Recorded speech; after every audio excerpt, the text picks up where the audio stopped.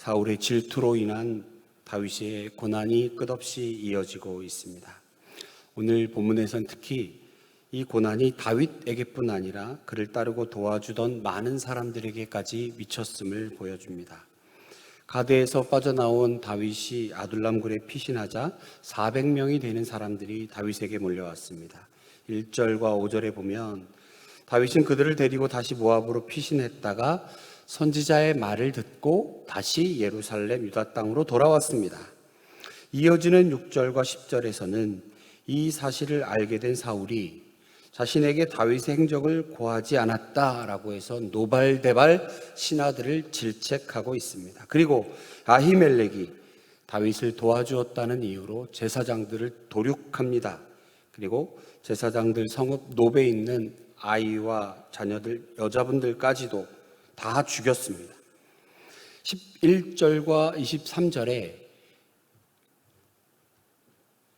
이 가운데 겨우 살아난 아비아달이 다윗에게 이 모든 사실을 고하였다는 내용입니다. 본문에서는 이와 같은 내용으로 우리에게 어떤 교훈을 말씀하여 주시는지, 다윗에게 은혜를 베풀었던 놉 땅의 제사장 아히멜렉이 도에게 밀고로 처참하게 살해되었습니다. 사울은 무자비하게 대제사장의 일가를 모두 학살하였습니다. 인간이 얼마나 악해질 수 있는지를 보여줍니다. 자신의 정적을 제거하기 위해서처럼 하나님의 거룩한 사역자들조차도 두려움 없이 잔혹하게 살해하는 악인의 면모를 서심없이 드러냈습니다. 오늘 본문을 통해서 조금 자세히 살펴보면서 하나님께서 오늘 이 아침 우리에게 무엇을 말씀하시는지 함께 돌아보는 시간 되기 원합니다. 다윗이 블레셋에서 이제 다시 이스라엘 아둘람으로 돌아왔습니다. 그러자 많은 유랑민들이 다윗을 따라왔습니다. 하나같이 사울의 통치하에서 억울하게 고초를 겪고 있는 사람들이었습니다. 다윗은 이들 모두를 받아들였죠. 그리고 자신의 보호 아래 두었습니다. 비록 자신도 사울을 피해 도망다니는 그런 처지에 있지만 망설이지 않고 그들을 품었습니다. 이때 다윗의 부모님도 함께 왔습니다. 아무래도 자신 때문에 부모님까지 피해가 갈 것을 염려한 다윗은 부모님을 모압 땅에 의탁하는 장면이 나옵니다. 아마도 이 모압에 의탁한 것은 이웃 나라이기 때문에 아직은 이스라엘로부터 영향력이 미치지 않고 아마 증조모쯤 되는 그 롯의 고향이기 때문에 그 일가들이 모압 땅에 머무르고 있기 때문이었을 것으로 예상합니다. 아무튼 지금 다윗은 환난과 어려움을 겪고 있습니다. 언제 죽을지 모르는 그런 위험한 상황에 자신을 따르는 사람들과 자신의 부모를 봉양하고 걱정하고 돌보고 안전한 곳에 두는 귀한 모습을 보여주고 있습니다. 자, 이제 다윗이 돌아왔다는 소문이 온 곳에 퍼지기 시작했습니다. 이때 사울은 이스라엘 백성들에게 사울을 빨리 찾아내서 나에게 고발하라. 이때 보면 오늘 특별히 사울이 누구에게 그 말을 하는고 하니 베냐민 지파 사람들을 불러다가 이렇게 말하는 것을 보게 됩니다. 아마도 지역 감정을 유발하는 것이죠. 자신이 속한 지파 사람들에게 야, 다윗 유다 지파에서 새롭게 반란이 일어나 그가 왕이 되면 베냐민 지파 너희들 내 밑에서 얼마나 잘 지내는데 이제 어떻게 할 거야? 그들이 과연 유다 지파 사람들이 너희들 잘해줄 것 같아? 앞장서서 베냐민 지파 너희들이 날 도와야 되는 거 아니야? 고발하도록 촉구하고 지역감정 유발하고 백성들 상호 불신하게 하고 서로 밀고하게 하는 불의를 자행하고 있습니다. 사울이 고발하라 라고 하는 이 촉구에 고무돼서 다윗을 고발한 자가 꼭 등장합니다. 사울의 목자장으로 있고 대제사장 집에 거주하던 에돔 사람 도액이 대제사장을 고발했습니다.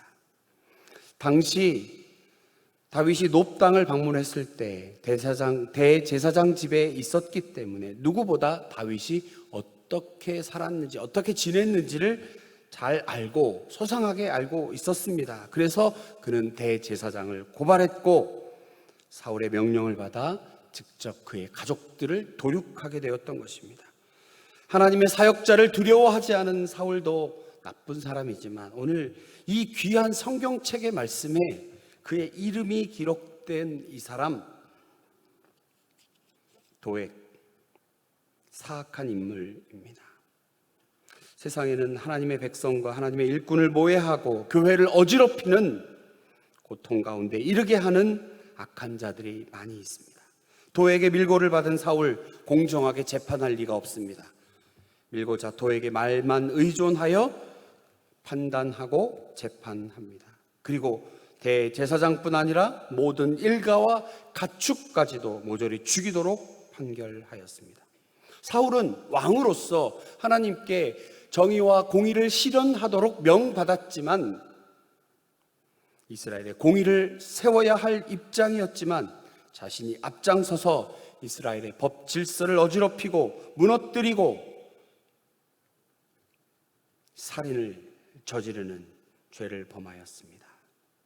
하나님의 공의, 하나님의 법, 하나님의 정의, 이것은 사라져버리는, 한 사람 왕으로 인하여 그토록 오랫동안 역사 가운데 도도히 흘러왔던, 강물처럼 흘러왔던 우리 하나님의 공의와 정의는 이제 사라져버린 것 같습니다. 실로 하나님의 거룩한 사역자를 겁없이 죽이고 대제사장 집안에 속한 여자와 어린 아이들까지도 조금도 불쌍히 여기지 않고 잔혹하게 살해했으니 그 죄가는 무엇으로도 사죄받을 길이 없습니다. 하나님의 영이 떠난 사울, 하나님의 사역자도 하나님도 결코 두려워하지 않는 패역한 심령의 소유자가 되고 말았습니다. 이때 사울이 대제사장의 일가를 학살하는 이 와중에 구사일생으로 생명을 건진 사람이 있었습니다. 대제사장 아히멜렉의 아들 아비아달이었습니다. 대학살을 피해 다윗에게 도주했고 다윗은 이 소식을 듣고 크게 슬퍼하였습니다. 그리고 이 사람은 나중에 대제사장이 됩니다. 오늘 본문을 통해서 사울과 다윗 두 사람에게는 어떤 큰 차이가 있었습니까? 이것이 바로 오늘 우리가 함께 이 시간 붙들고 기도하는 귀한 시간 되기를 원하는 말씀의 요지입니다. 사울은요, 하나님 두려워하지 않았습니다. 사울은 하나님 두려워하지 않았습니다. 제사장들을 모두 그의 호위병들에게 죽이라고 명령할 만큼 하나님을 두려워하지 않았습니다. 왕이 이럴진데 호위병들도 하나님 두려워하여 왕의 명령을 두려워하지 않고 왕의 명령을 지켰습니다. 사람들이 처음에 하나님을 두려워하는 모습을 보였죠. 그래서 밀고하라, 알려라, 다윗이 어디 있는지 그의 행적을 내게 말하라 할 때 사람들, 그의 호위병들 처음에 보여준 모습은 그렇지 않았습니다. 그런데 에돔 사람 도액이 시작된 이 죄악들이 점차 사람들에게 퍼져나가는 것, 죄라는 것이 그런 것 같습니다. 하나님 두려워하지 않는 것이 그런 것 같습니다. 한번 그랬더니 큰 일이나 날 것처럼 생각했는데 아무 일도 벌어지지 않았더라. 그러니 해도 되는 갑네. 죄에 민감하지 못한, 죄를 바라보는 하나님의 시선은 이제 두렵지 않습니다. 죄를 멀리해야 하는, 죄와는 가까이 할 수 없는 이 하나님의 거룩한 속성, 그것을 알고 있었는데 그것을 두려워하지 않게 되었다는 것입니다. 도액, 그는 이스라엘 제사장들을 칼로 쳤고 노베에 있는 남녀와 아이들, 젖 먹는 자, 소와 나귀, 양 모두 칼로 쳐 죽였습니다. 사울로부터 시작된 하나님을 두려워하지 않는 이 죄악들이 도액과 사람들에게 전파되고 있는 모습. 냄새나는 죄악은 이처럼 전파력이 강하지요. 전염력이 강합니다. 반면 다윗, 그는 하나님을 두려워하였습니다.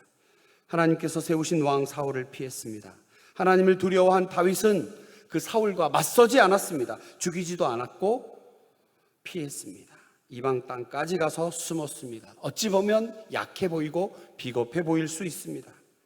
그러나 그는 진정으로 하나님을 두려워하였기 때문에 하나님의 음성을 듣고 하나님의 뜻을 기다린 사람이었습니다. 오직 하나님만을 두려워했기 때문입니다. 이때 수많은 사람들이 그를 쫓기 시작했습니다. 비록 그는 숨었습니다. 그가 왜 숨었습니까? 사울이 두려워서요? 아니요. 그는 하나님을 두려워했기 때문입니다. 언젠가 우리 교회 청년이 그런 고백을 한 적이 있습니다. 믿음은 하나님만 두려워하는 것 같습니다. 이거 제가 적어놨습니다. 믿음은 하나님만 두려워하는 것 같습니다. 다윗이 그랬습니다. 하나님만을 두려워했습니다. 골리앗도 두렵지 않았습니다. 들짐승도 두렵지 않았습니다. 그 누구도 두렵지 않았습니다. 다윗은 하나님만을 두려워한 믿음의 사람이었기 때문입니다. 하나님만을 두려워하는 다윗에게 억압받은 수많은 사람들이 모여듭니다. 하나님께서 그와 함께 하신다는 믿음을 갖고 있기 때문입니다. 그리고 하나님만을 두려워하는 다윗이 억압 가운데 있는 이들에게, 도움이 필요한 이들에게 하나님의 피난처가 되어준 것입니다. 그늘이 되어준 것입니다. 하나님만 두려워하는 사람이 억압 가운데 있는 사람들, 도움이 필요한 그들에게 피난처가 되어줄 수 있다. 이것은 하나님만 두려워할 그때에 비로소 세상의 두려움은 사라지기 때문입니다. 불안함은 사라지기 때문입니다. 하나님만 두려워할 때 하나님의 사랑으로 사람들을 대할 수 있습니다. 우리의 말이 따뜻해질 수 있습니다. 배려하고 양보할 수 있습니다. 겉으로는 약해 보이지만 약한 것이 아니라 오직 하나님만 두려워하기 때문에 그의 온유함이 겉으로 보이는 죄악에 단단해 보이는 그것들을 부러뜨리고 오직 하나님의 공의와 정의를 바로 세울 수 있는 것입니다. 누구를 만나도 당당할 수 있습니다. 하나님만을 두려워할 때 사람들을 품고 인내하며 지켜낼 수 있습니다. 오늘 이 아침 하나님 우리에게 말씀하십니다. 여러분, 누구를 두려워하십니까? 죄악 가운데 있는 겉으로 보이는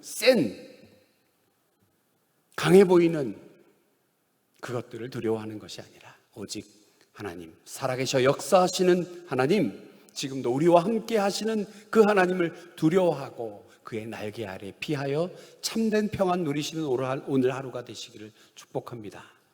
하나님 우리에게 말씀하십니다. 다윗처럼 오늘 우리에게 하나님만을 두려워하는 오늘 우리가 되기를 하나님께서 원하십니다. 그 가운데 수많은 사람들이 우리에게 와 참된 평안을 누리는 축복의 통로가 한 분 한 분 되시기를 주의 이름으로 축복합니다. 아멘.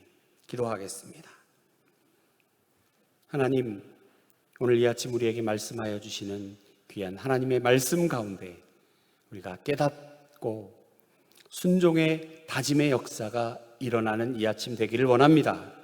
하나님, 우리의 기도가 나의 욕심과 나의 바램과 하나님 계시지 않는 기도가 아니라 하나님께서 들으시는 기도, 한껏 하나님에 대한 기대가 낮아져 있는 우리에게 지금도 말씀하시고 놀랍도록 역사하시는 하나님에 대하여 더 큰 기대와 감사와 믿음을 가지고 주의 일하심을 바라보며 기도하는 이 시간 되기를 간절히 소망합니다.